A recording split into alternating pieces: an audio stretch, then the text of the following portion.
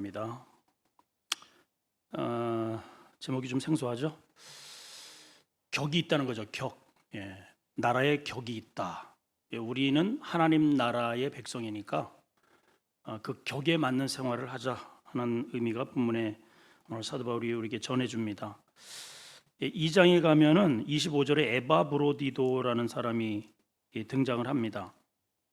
함께 수고하는 형제고 군사고 사자고 내가 필요할 것을 돕는 자. 그래서 빌립보 교회에 바울이 감옥에 갇혔다는 소식을 듣고 헌금을 모아서 몸이 굉장히 아파요. 어느 정도로 아프느냐? 죽을 만큼 아파요. 그래서 26절에 보면 그가 자기가 병든 것을 너희가 들었는데 어느 정도로 병든 27절에 보니까 죽게 되었다는 거죠. 죽게 되었다. 그런데도 긴긴 여정을 마다하지 않고 주의 종을 찾아왔습니다. 자, 그러니까 지금 병든 소식을 들었으니 빌립보 성도들이 또 얼마나 근심이 있겠어요. 그래서 급하게 사도 바울도 물론 급하지만은 빌립보 교회 성도들에게 가서 내 안부를 전해주고 그 성도들에게 이러하게 하라고 해라. 그렇게 해서 당부한 메시지가 오늘 본문이에요. 그러니까 참 몸이 굉장히 아프고 죽을 만큼 아픈데도 사명에 붙잡혀서 에바브로디도 편에 오늘 전해들은 이제 사도 바울을 통해서 전해들은 아주 정말 굉장히 귀한 우리 신앙인의 깨알 같은 그러한 말씀이라 생각이 됩니다. 자, 세 가지를 부탁을 합니다. 첫째는 한번 따라합시다. 복음에 합당하게 생활해라. 시작. 27절 다시 한번 볼까요? 시작. 오직 너희는 그리스도의 복음에 합당하게 생활하라. 이 앞에 오직이라는 단어가 붙어 있죠. 다른 것 말고 너희가 그리스도인으로서 이 고난의 위기 속에서 초대교회는 굉장히 초대교회 기독교도로 이렇게 이제 종교를 바꾼다든지 더군다나 또 로마 황제를 섬기는 과정이었고 이방에서는 헬라 문화권이 굉장히 강했고 또 유대주의자들은 당연히 율법에 아주 완전히 매료되어 있던 그런 시대에서 기독교로 개종한다는 것은 거의 그는 죽음이나 마찬가지입니다.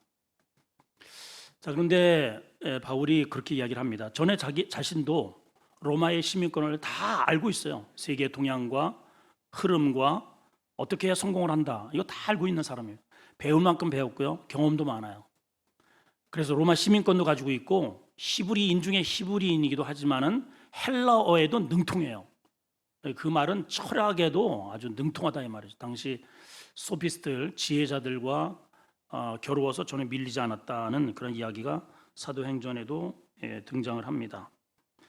자, 그런데 이제 사도 바울이 에바브로디도 편에 이 빌립보 교회 성도들에게 권면하기를 첫째는 오직 이러한 이 어려운 시대에 너희가 갖춰야 할 국격이 뭐냐? 그리스도의 복음에 합당하게 생활하는 것이다. 하나님 나라의 국격에 맞는 성도들이 생활하는 것은 뭐냐? 복음에 어떤 복음? 그리스도의 복음에 합당하게 생활해라. 여러분 복음이 꼭 그리스도의 복음만 있는 게 아니에요. 복음이 뭐예요? 좋은 소식이 복음이잖아요. 성공했다는 거, 승진했다는 거. 빌립보 같은 경우에는 21년의 군 생활을 해야 로마 시민권을 준다고 하잖아요. 로마 시민권을 딱 땄을 때 드디어 앞길이 확 열리는 거 아닙니까? 복음이죠.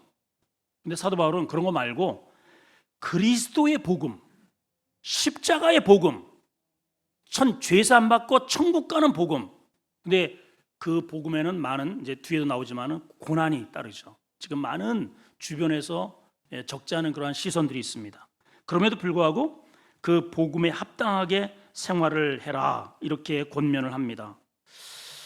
우리 대통령이 외국에 지금 몇 차례 순방길을 갔다가 왔습니다. 갔다가 올 때마다 시끄러워졌어요. 그 이슈가 뭐예요? 그 여사님이 이렇게 해서 국격을 떨어뜨렸다는 거예요. 또 대통령이 하지 말아야 할 말을 막 뭐 미국에 대해서 뭐라고 이제 얘기를 뭐 이제 욕도 하고 또 이란에 대해서 뭐 어쩌고 저쩌고 해가지고 국격을 떨어뜨렸다는 거죠. 여러분 이 아주 뭐 이런 것이 온 나라의 이슈거리가 되었잖아요. 여러분 똑같아요. 여러분들이 이 땅에 살면서 우리는 본래 우리 대통령이 외국에 나가면 외국에 나가면 우리나라 본국이 따로 있잖아요.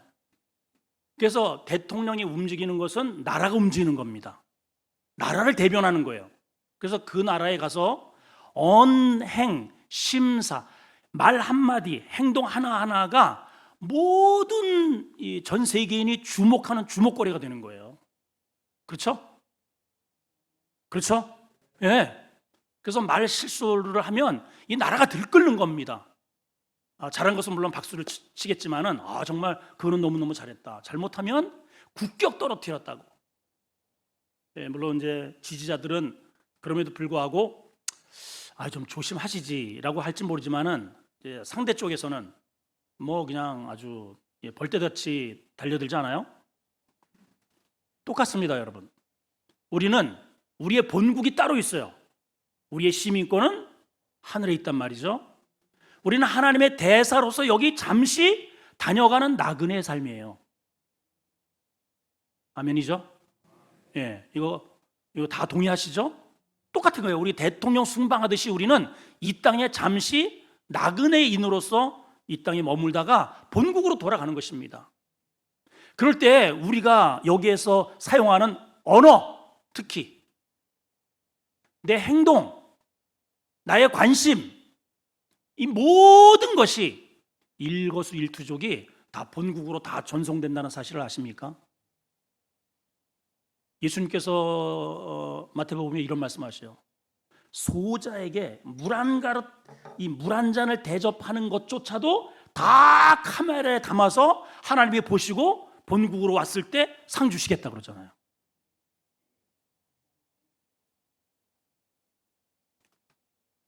자, 다시 한번 복음에 합당하게 생활하자. 자, 본문에는 이제 생활하자, 해라라고만 했지 어떻게 행하라고 하는 의미가 구체적으로 드러나지 않습니다. 그래서 다른 사도가 다른 곳에 기록되어 있는 복음에 합당하게 생활하는 것이 뭐 많죠. 내용들이 많은데 오늘 좀 몇 가지만 한번 복음에 합당하게 생활하는 삶이 어떤 것인가를 다시 한번 이미 우리가 잘 알고 있지만은 한번 살펴보기를 원합니다. 우선 디도서 2장 10절 말씀을 보겠습니다. 디도서 2장 10절. 자, 시작. 훔치지 말고 오히려 모든 참된 진실성을 나타내게 하라. 이는 범사에 우리 구주 하나님의 교훈을 빛나게 하라는 국격을 높이는 행동이다. 훔치지 말고 도둑질하지 말라는 거잖아요. 그래서 진실되게 생활해라. 이게 국격에 맞는 생활이래요. 자, 디도서 2장 14절에 이런 표현이 있습니다. 시작. 그가 우리를 대신하여 자신을 주심은 모든 불법에서 우리를 속량하시고 우리를 깨끗하게 하사 선한 일을 열심히 하는 자기 백성이 되게 하려. 선한 일을 어떻게 해요?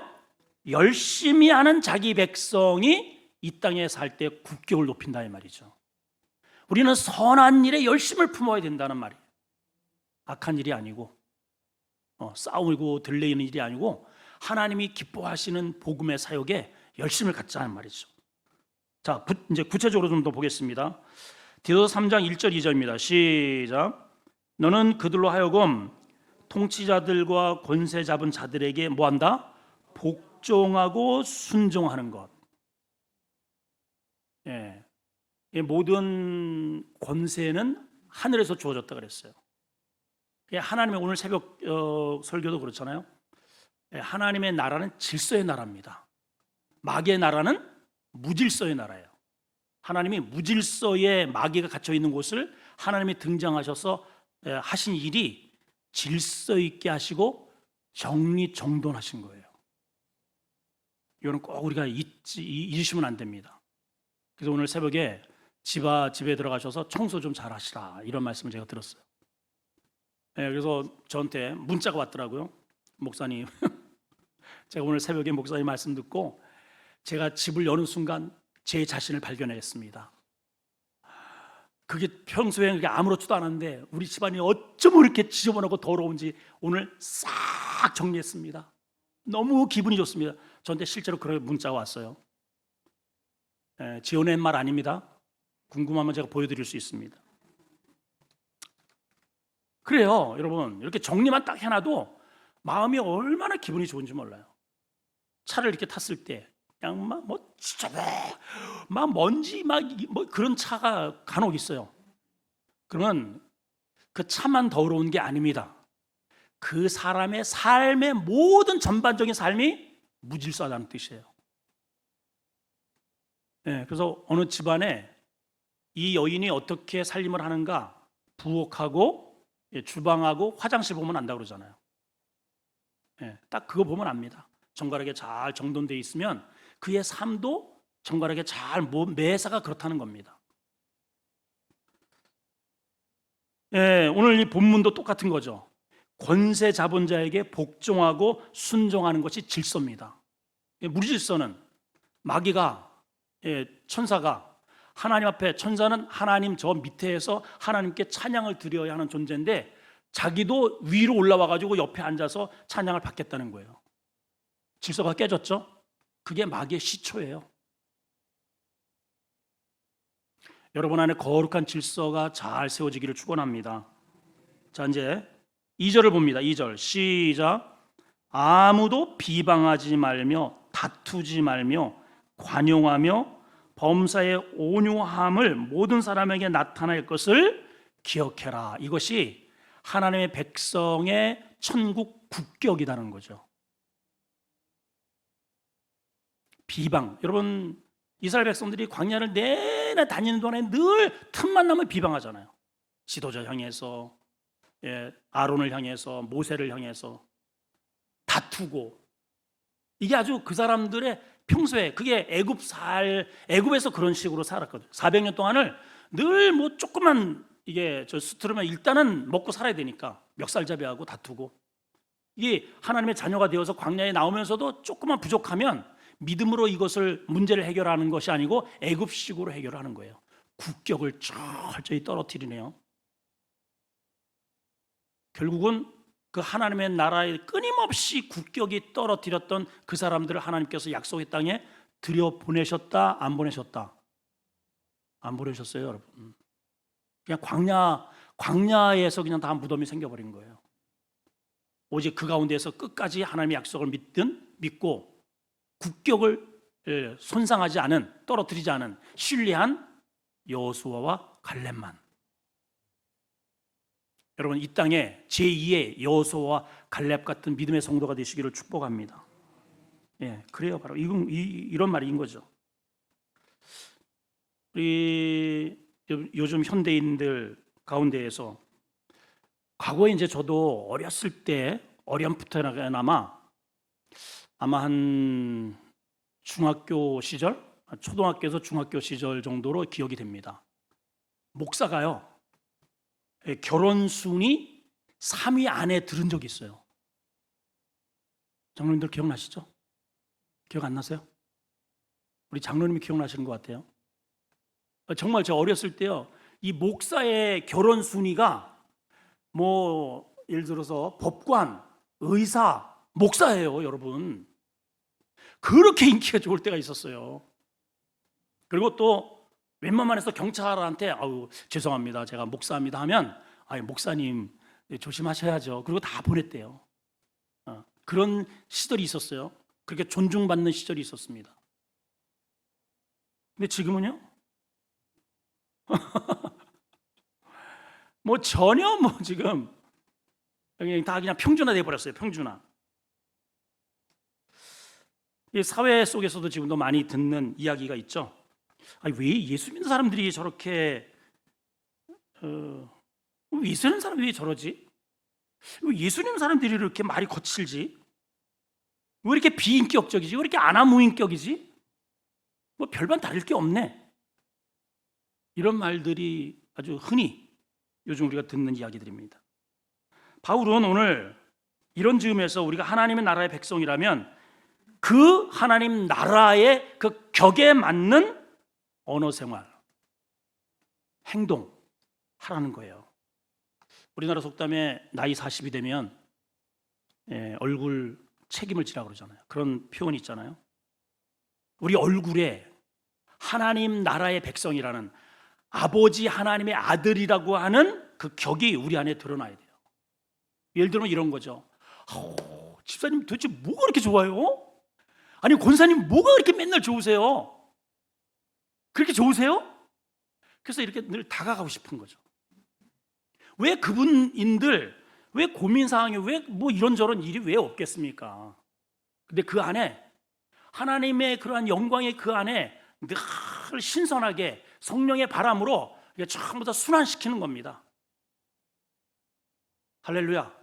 여러분 안에 은혜의 강물이 이렇게 내 속에서 생수가 터져 나오리, 이렇게 흘러 넘친다고 그러잖아요. 그래서 에스겔서에 나와 있는 말씀처럼 이 제단에서 생명수가 터지잖아요. 동쪽으로 향해서 쫙 흘러갑니다. 1,000척을 가서 쟀더니 발목, 또 1,000척을 가서 쟀더니 무릎, 또 1,000척을 지나서 해봤더니 허리. 이 물이 그만큼 찼다는 거예요. 그럼 물이 무엇을 의미하느냐? 하나님의 생명의 은혜의 강줄기를 말하는 거죠. 은혜가, 교회는 다니지만 은혜가 이 발목에 은혜가 있긴 있어요. 첨벙거리죠. 근데 이 하나님의 이 말씀이, 은혜가 그 사람을 전혀 붙잡아 놓질 못해요. 여전히 자기가 하고 싶은 대로 다 하는 거예요. 첨벙은 돼요. 이렇게 첨벙되면서 하나님 있는 흉내는 내지만 물은 찢고 다니지만은 전혀 하나님의 은혜가 그 사람을 어떻게 묶어 놓질 못합니다. 자, 무릎 정도에 차면은 좀 더 자기가 하고 싶은 거를 좀 하더라도 띠뚱띠뚱하면서 걷겠죠. 허리 정도면은 그때는 이제 함부로 못 갑니다. 근데 거기서 끝나면 안 되고 또 1,000척을 가야 됩니다. 어느 정도까지? 우리의 믿음의 한계는 또 1,000척을 지나서 하나님의 영광의 은혜가 나를 뒤덮어버려야 돼요. 아멘. 이것이 성경에서 말하는 성령 충만입니다. 성령을 그냥 내 발에다가 찍고만 다니지 마시고 오늘 이 밤에, 오늘 이 시간에 내가 늘 하나님의 나라의 격을 떨어뜨리면서 지냈구나. 이런 좀 도전이 우리한테 왔으면 좋겠어요.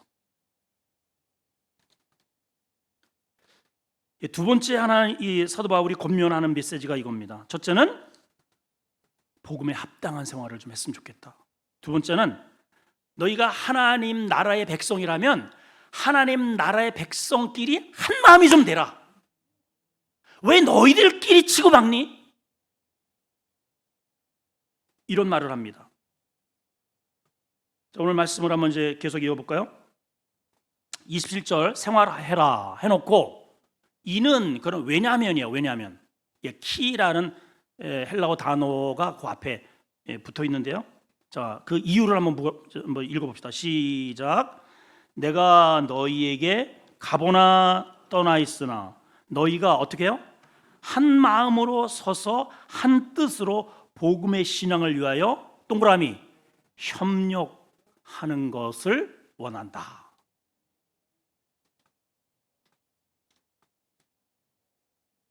자, 왜 복음에 합당하게 생활해야 되느냐? 왜 국격에 맞는 생활을 우리가 해야 되느냐? 왜냐하면 이유에 대해서 이야기입니다.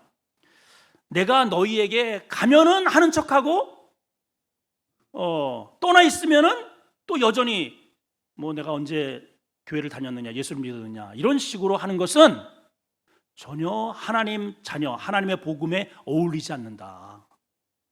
쉽게 얘기하면 이거예요. 엄마 아빠가 있으면 공부하는 척하고 나가면은 게임 키고, 그거는 공부하는 놈이 아니에요. 엄마가 있으나 없으나 나는 공부해야 돼. 그런 녀석이 탑을 하는 것입니다. 성공하는 거예요. 신앙을 이런 누구에게 보여주는 식으로. 종종 그런 얘기 있잖아요. 담임 목사가 새벽 기도를 할 때와 부목사가 할 때가 다르고, 담임 목사가 해외에 나가 있을 때와 돌아왔을 때 다르고, 이게 좀 다르대요. 근데 우리 교회는 제가 사실 잘 못 느낍니다. 제가 있을 때나 없을 때나 별 차이가 없는데 감사한 일인데, 아무튼 이걸 이제 우리가 한번 적용을 해보면, 교회에 있을 때나, 여러분 이 교회 안에서 누가 뭐 큰 소리 치겠어요? 교회에서 욕하겠습니까? 멱살잡이 하겠습니까? 여기서는 참죠. 그럼 이제 밖에 나가면 어떠느냐는 거예요. 집에 가면, 사회 속에서, 거기서는 어떠느냐는, 거기서는 이게 바로 그 말이에요. 내가 너희에게 가보나, 이렇게 지금 감옥에 있어서 가볼 수 없으나 너희가 한결같이 한 마음 한 뜻으로 무엇에 협력을 해야 되느냐? 복음의 신앙을 위해서 협력하는 것을 원한다, 이런 얘기를 해요.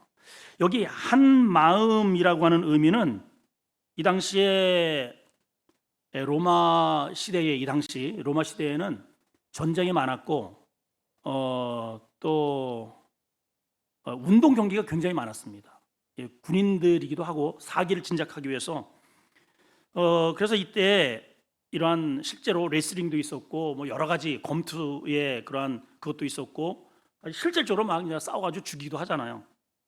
그래서 이 한마음이라는 뜻은 이런 겁니다. 레슬링을 할 때 두 사람이 딱 어깨를 해가지고 똑같이 이 뒤로다가 휙 덤블링을 하잖아요. 그래가지고 꽝 떨어뜨린단 말이에요. 한 마음이 되어야 이게 가능한 거죠. 그렇죠? 끼고선 이 둘이 양쪽으로 끼고선 덤블링을 한 머리 빡 이렇게 나가 내동댕이를 치는 거, 한 마음이 되어야 이게 가능하단 말이죠. 줄다리기. 이 한쪽으로 여기에 뭐 수십 명이 들러붙었어도 그 사인에 맞게 양차 힘을 줄 때 같이 주고, 땡길 때 같이 땡기고, 이래야 이게 상대방을 끌어당길 수 있단 말이죠. 영차 할 때 나 혼자 해봐야 아무 소용이 없단 말이죠. 여러 명이 하는 그 카누도 마찬가지죠. 노를 똑같은 방법으로 같은 힘으로 똑같이, 그게 오늘 말씀에 보면 한 마음으로 협력하는 모습이다 라고 해석이 되어 있어요. 세상은요 여러 가지, 세상도 물론 한 마음 되죠. 다 도둑질 하는데도 한 마음 되고, 살인하는데도 한 마음 되고, 정치도 한 마음이고. 그런데 정치 세력을 보게 되면 백성들도 마찬가지고 자기끼리만 해요. 자기끼리 자기가 원하는 그런 모습으로만 하나 됩니다. 그러나 이 사도 바울이 우리에게 권면해 주는 것은, 특별히 이 복음 안에 있으면서도 한 마음으로 도저히 물과 기름처럼 섞일 수 없는 부류가 있는데, 여러분들이 잘 아는 대로 그게 유대인과 이방인들이에요. 도저히 섞이질 않아요. 이 사람들 자기들 것만 고집을 하고, 다른 이러한 이방인들에 대해서는 아주 대단히 배타적이었습니다. 그러니까 복음 전도가 잘 안 되죠. 자기 것을 내려놓을 생각을 하질 않습니다. 그래서 사도 바울이 로마서에 이런 글을 남깁니다. 자, 1장 16절 한번 읽어볼까요? 시작. 내가 복음을 부끄러워하지 아니하노니 이 복음은 유대인에게만, 헬라인에게만 아니에요. 여러분, 모든 누구든지 everyone 믿기만 하면 구원을 주시는 하나님의 능력이 됨이라. 먼저는 유대인에게요, 그리고 헬라인. 유대인들이 우선이니까 유대인이 항상 앞선다는 그런 의미가 아니고, 유대인들에게 먼저 복음을 주신 것은 그들에게만 기득권을 주신 게 아니고 그들을 통해서 이방인에게 전하되기를 하나님이 원하셨다는 그런 뜻이에요. 근데 유대인들은 우리에게만 주어진, 이거는 우리에게만 해당되는 특권이다, 이런 특권 의식을 갖게 된 것이죠. 그러니까 당연히 이방인들을 폄하하고 정죄하고 비하하고 하나 될 수 없었던 겁니다. 그래서 사도 바울이 이제 감옥에서 편지를 쓰면서 다 죽어가는 에바브로디도의 편을 통해서 사실은 죽음의 서신을 전달하는 거예요.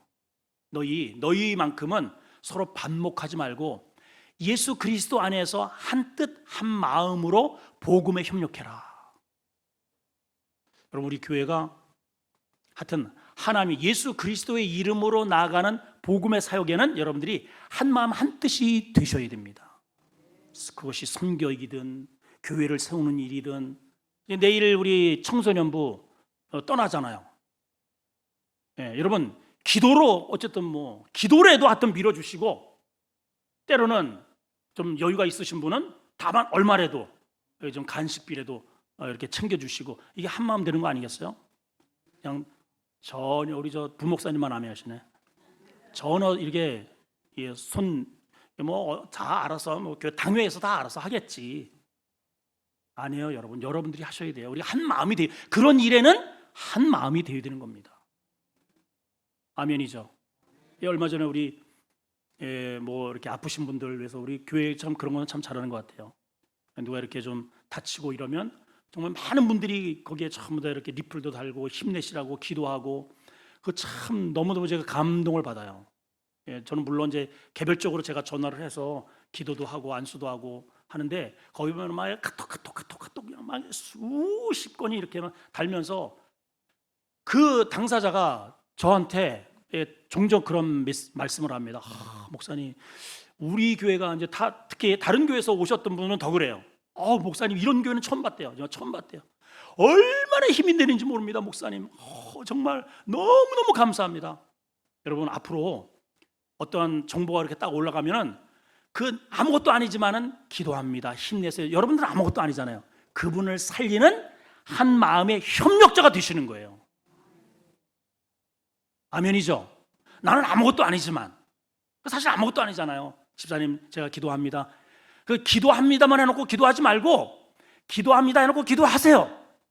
다만 10초라도 하나님, 아무개 집사님 지금 어려운 가운데 있습니다. 하나님 역사해 주세요. 두세 사람이 내 이름으로 기도하면 내가 역사한다고 그러잖아요. 어둠의 일에 한마음 되지 마시고 하나님의 거룩한 복음의 일에 우리 수원 아름다운 교회가 한마음 한뜻으로 협력해 나가기를 축복합니다. 사도 바울이 지금 빌립보 교회 감옥에서요, 교회 성도들 향해서 이렇게 권면하는 거예요. 마지막 세 번째는 오늘 참 중요한 오늘 제목 같은 메시지인데요. 자, 한번 따라할까요? 주님의 사인을 보라. 다시 한번 시작. 이게 무슨 말인가? 자, 28절을 읽습니다. 28절 시작. 무슨 일에든지 대적하는 자들 때문에 두려워하지 아니하는 이 일을 듣고자 함이라. 이것이 그들에게는 멸망의 증거요. 언더라인 하세요. 너희에게는 구원의 증거니. 언더라인. 이것이 하나님께 난 것이다. 하늘에서 온 거라는 거예요. 이게 하늘에서 온 것. 자, 여기 이제 이런 표현이 있습니다. 이것이 그들에게는 멸망의 증거다. witness라는 뜻이 아니고 이 증거는 사인이라는 뜻이에요. 사인, 시그널, 신호라는 뜻이에요. 이것이 저들에게는 멸망의 신호고 너희에게는 구원의 신호다, 사인이다, 이런 뜻이에요.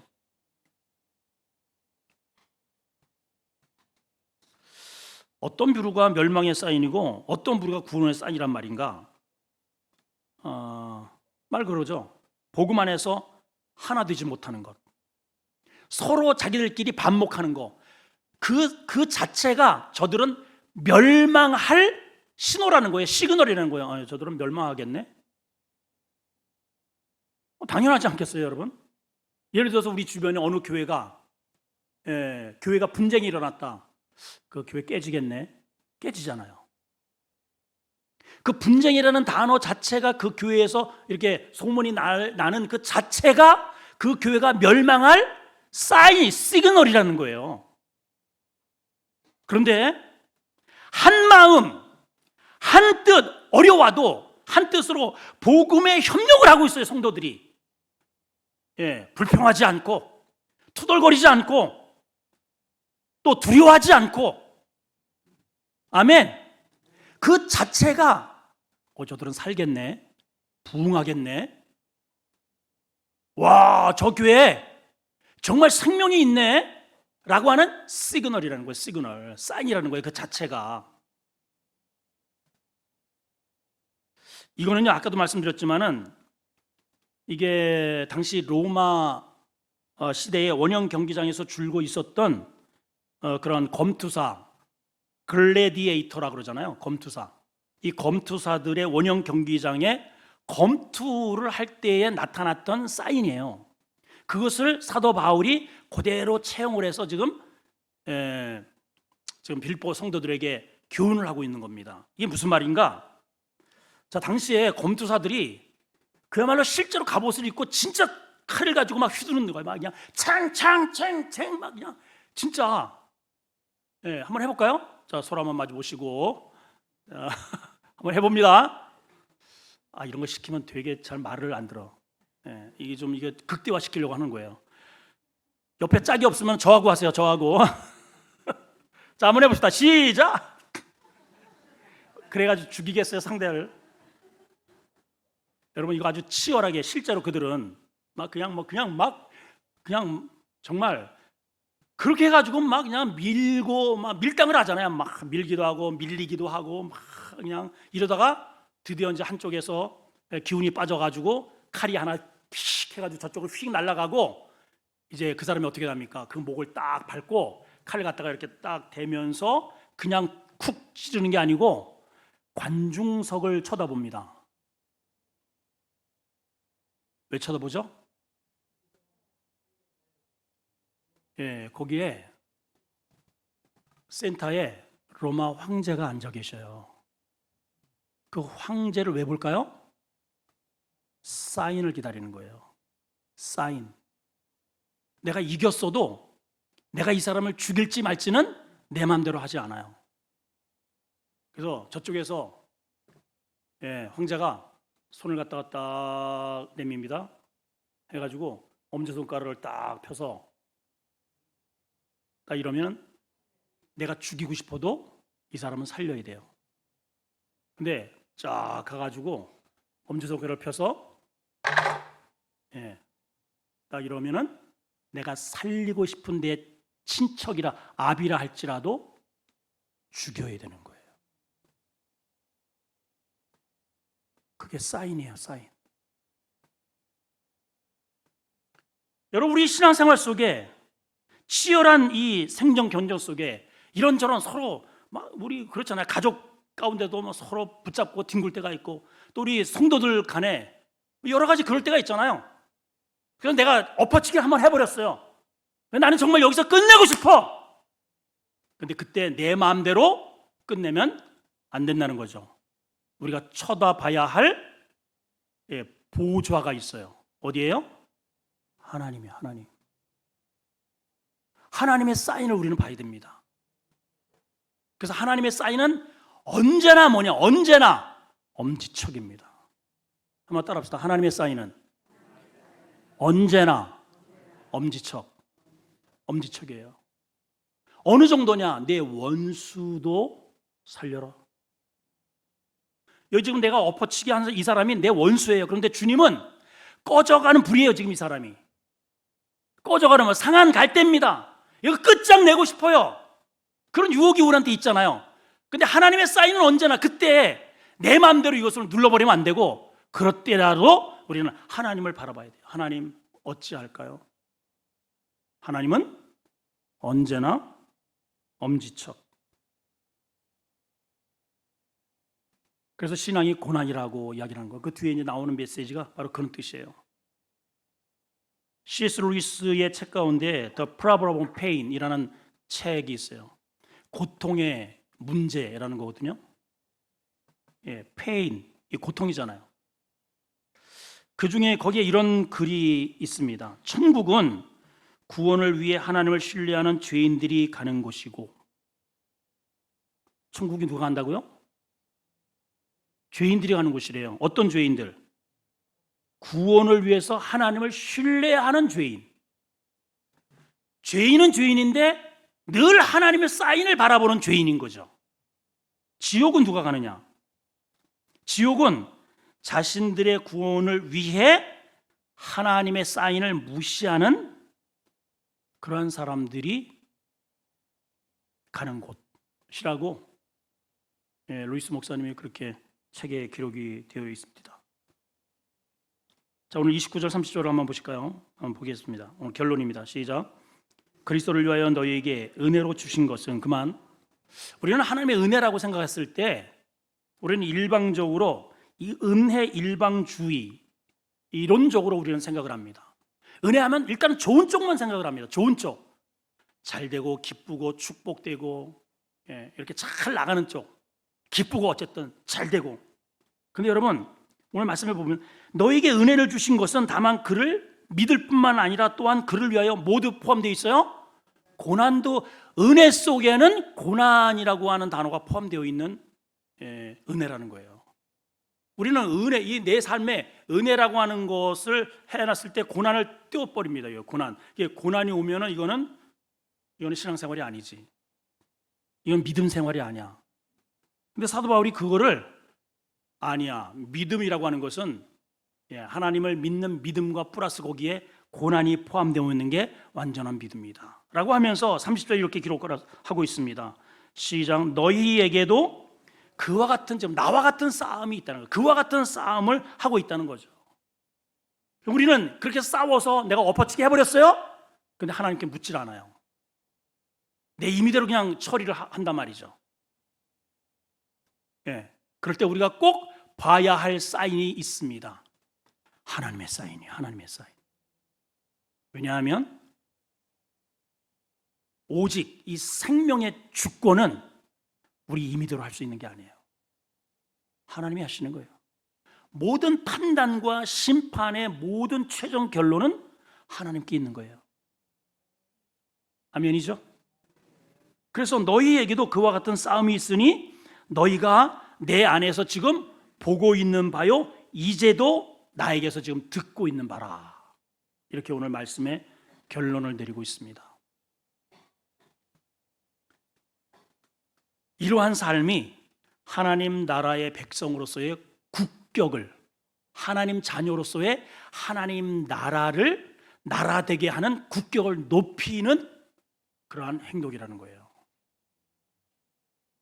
우리 꼭 잊지 말아야 할 것은 우리는 잠시 이 땅에 하나님 나라에서 파견받은 하나님 나라의 대사입니다. 대사. 우리 본국으로 갈 거예요. 이제 얼마 있다가. 며칠 전에도 우리 최 집사님 본국으로 돌아가셨잖아요. 우리도 이제 얼마 있으면 그 본국으로 돌아갑니다. 우리가 이 땅에 살면서 이 타지입니다. 여기는 타지. 이 나그네 길에서 내 행동 하나하나가 본국에서 다 하나님이 다 듣고 계셔요. 다.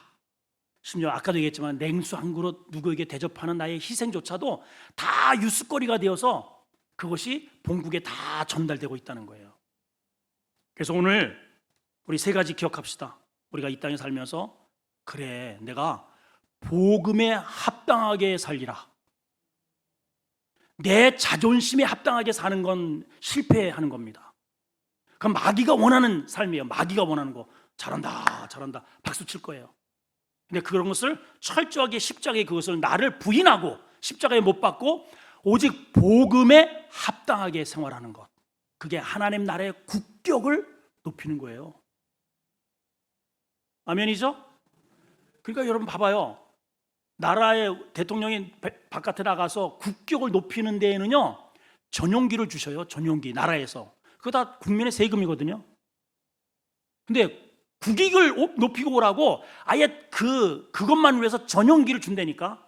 그 모든 거기서 쓰는 모든 것들은 만약에 뭐 더 부족하다 그러면 한국은행 은행장이 그냥 문을 열고 그냥 필요한 것들을 그냥 다 쏴줘 버립니다, 여러분. 그래서 제가 누누이 성경에도 마찬가지예요. 누누이 말씀하는 것은 너희는 내일 일을 걱정하지 말래요. 내일 일을 염려하지 마라. 본래 그 의미는 마태복음 6장에 나오는 말씀인데 이런 뜻이에요. 내일을 왜 염려하지 말아야 되냐면 내일이라고 하는 것은 나에게 없는 일이에요. 내일이 나한테 있어요? 그 없는 것을 괜히 끌어다가 내일 염려할 이유가 없어요, 우리가. 또 한 가지는 내일은 내일이라고 하는 그 존재가 걱정한다는 거예요. 이게 히브리적 개념이에요. 이 욤이라고 하는 그런 히브리적 날의 의미인데 히브리인의 유대인들은 내일이라고 하는 것을 항상 미래적인 거고, 그건 하나님이 하나님이 시간을 창조하셨잖아요. 그래서 시간이라는 것은 하나님이 우리한테 주셔야 되는 것이고, 시간이 나한테 올 때에는 그 시간과 함께 그 날에 이루어질 모든 것들을 하나님이 책임진다는 것이 전제되어 있습니다. 그러니까 하나님이 의식이 없는 것은 내가 그 다음에 어떻게 살지? 내일 어떻게 하지? 늘 내일을, 오늘보다도 내일을 늘 불안해하고 염려한다. 그러니까 주님이 늘 그래, 내일을 염려하지 마라. 내일이라는 것은 내일이라고 하는 그자가 염려할 것이다. 네 몫이 아니야. 이해가 되세요? 이게 우리 히브리적 개념이기 때문에 우리 동양적 해석으로 좀 이해하기가 어려운데, 하여튼 그런 의미입니다. 자, 어쨌든 우리는 대사다. 그래서 이 땅에 파견된 대사로서 여러분들의 말 한마디 한마디, 여러분들의 행동거지 하나하나가 다 하나님이 주목하고 계시다는 거죠. 또 한 가지는 우리가 하나님의 대사이기 때문에, 예를 들어서 한 비행기를 타고 나갔어요. 이제 들어왔단 말이죠. 큰 이슈거리가 하나 생겼죠.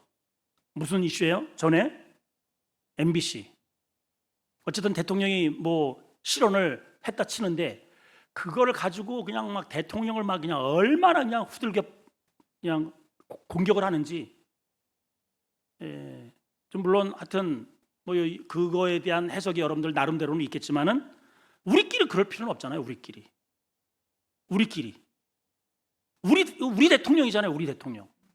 예를 들어 우리가 같은 비행기를 타고 갔습니다. 우리 한국 사람들끼리 만약에 거기서 치고받고 싸우고 막 비서실끼리 뭐 어쩌고 저쩌고 이럴 때 봐요. 그거 얼마나 볼상사나운 일이에요. 그렇죠? 두 번째 아이템이 바로 그거예요. 너희는 주님 은혜 안에서 한 마음 한 뜻으로 그리스도의 복음에 한 마음으로 협력해야 돼. 그래야 복음이 이루어지지. 그래야 하나님의 나라가 이루어질 거 아니야? 그래야 나가서 어떤 오다도 따고 바이오도 생기고, 그래서 하나님의 영광이 그래서 드러나는 것이지. 그래가지고 거기서 무슨 체결이 되겠어? 이런 말씀 아니겠습니까, 여러분? 어째들 대답들을, 우리 엊그저께 전도사님 설교할 때 아멘들 참 잘하시더니, 오늘 세 번째 하나님의 사인을 우리 여러분 꼭 이렇게 바라보셨으면 좋겠습니다. 하나님의 사인. 하나님의 사인은 늘 엄지척. 기도합니다. 하나님, 우리는 하나님의 나라의 대사들입니다. 이 땅에 우리가 파견 나왔습니다. 많은 경우에 있어서 대사들끼리 서로 멱살을 잡습니다. 언성을 높입니다. 이래가지고 어떻게 하나님의 나라가 이 땅에 세워지겠습니까? 하나님, 우리 아름다운 교회의 성도들 한 마음 한 뜻이 되어 복음에 합당하게 생활하는 저희들 되게 해 주시옵소서. 그리고 또한 우리 안에 이런저런 여러 가지 갈등과 어려움이 있습니다. 또 내가 판단하고 싶고 내가 해결하고 싶은 그런 유혹이 있을 때도 있습니다. 그러나 우리의 모든 결정적인 결과물에 대해서는 늘 하나님의 사인을 보게 해 주시옵소서. 검투사들이 자기가 아무리 힘겹게 상대방을 눕혔다 할지라도 그 사람을 죽이고 살리는 것은 본인이 하는 게 아니었습니다. 바로 오늘 사도 바울은 그 말을 그대로 인용해서 너희가 하나님의 사인을 받으라고 말합니다. 이것이 그들에게는 멸망의 증거요, 이것은 저들에게 구원의 증거라고 했습니다. 우리에게 구원의 증거로서 우리의 삶에 인내하고 하나 되고 협력하는 모습으로 아름다운 교회를 세워갈 수 있도록 역사해 주시옵소서. 예수님의 이름으로 기도합나이다.